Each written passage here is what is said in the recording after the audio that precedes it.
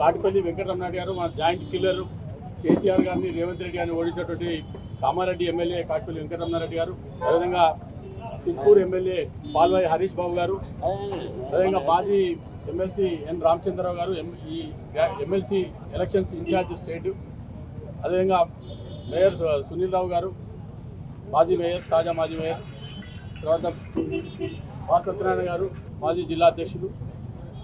ముందుగా ఆంటోనీ రెడ్డి గారు state legal cell in charge, cabinet MLC అభ్యర్థి సి అంజిరెడ్డి గారు మాట్లాడతారు. అందరికీ పత్రికా విలేకరులందరికీ నమస్కారం.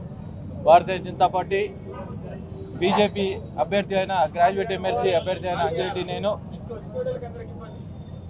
గత కాంగ్రెస్ ప్రభుత్వం ఏదైతే 420 హామీలు ఇచ్చిరో ఈ హామీలు నెరవేర్చకుండా విద్యార్థులైన, వైద్యులైన, తర్వాత నిరుద్యోగులైన, ఉద్యోగులైన, తర్వాత ఇంకా అన్ని రంగాల్లో విఫలమైన ప్రభుత్వము నెరవేర్చకుండా హామీలు ఇచ్చినందుకు గ్రాడ్యుయేట్స్ ఎవరైతే ఉన్నారో వాళ్ళందరికీ ఓటు ద్వారా బుద్ధి చెప్పాలని ప్రతి ఒక్కరు తెలియజేస్తా ఉన్నాను.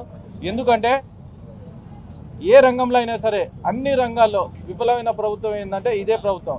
గత ప్రభుత్వం ఏదైతే విఫలమైన తర్వాత ఫామ్ హౌస్ పంపించారో అంతకన్నా దారుణంగా ఈ ప్రభుత్వం ఉన్నది. దునపోతు మీద వాన పడ్డట్టు ఉన్నది.